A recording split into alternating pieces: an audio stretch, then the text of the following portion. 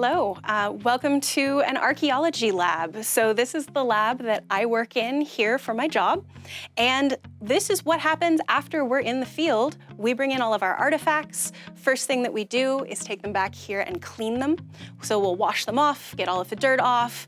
We'll take them, we'll catalog them, take measurements, thickness, describe what kind of artifacts we're looking at. Is it made out of glass? Is it made out of stone? Is it what kind of stone, what kind of glass?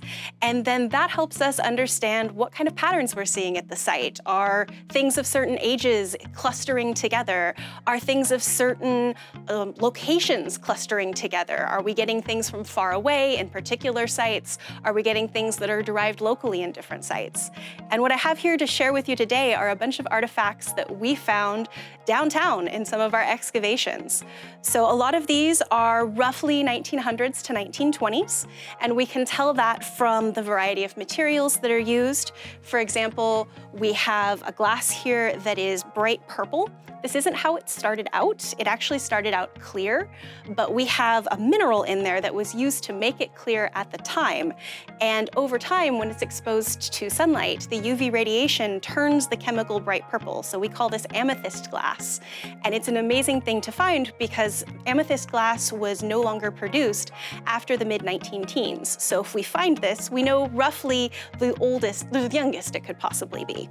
But we also have a lot of other fun artifacts that came out of these excavations. We have children's toys, we have a little doll head, we have little arms, we have hardware, so this is a door hardware and then the handle that went inside of it.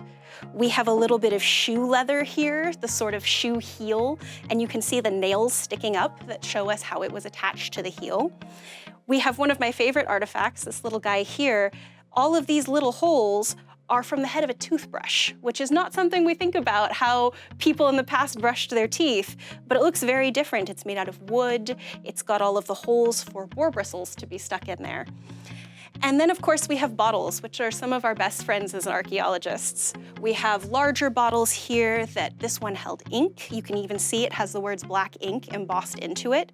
And you can tell it from the shape. It's wider at the bottom, narrower at the top, so that it's less likely to be knocked over and spill your ink everywhere.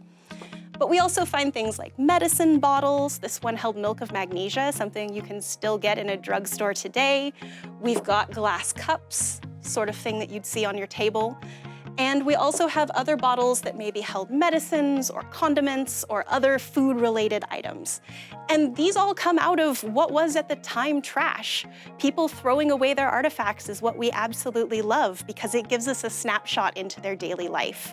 It tells us what they were eating, where it came from, what they wore. Finding toys tells us that there were children in this area, and that tells us a little bit about the households that we're working in. So as we find these things, sometimes you can look at things and they're nicely labeled and you know what it is right off the top of your head, but sometimes we need to use references. So when we find shells, we have an entire box here that is all local shell, and we use that to take little tiny pieces from the archaeology and compare it to our bigger shells to figure out what species it is and how many we have. And that's really important too, because again, it tells us where people are getting their food. Are they going to lagoons? Are they finding shells that are only found on the beach? Are we finding bones from animals that are typically only found in freshwater? Those are all really useful tools for us as archaeologists to build a better picture of where we're looking.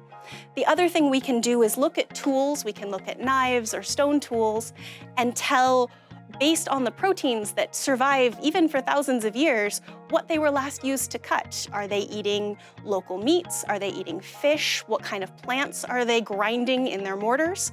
All of these are amazing things that help us understand better the history of this place that we're trying to understand with a basic excavation. Then when we're done, we write up a nice big catalog.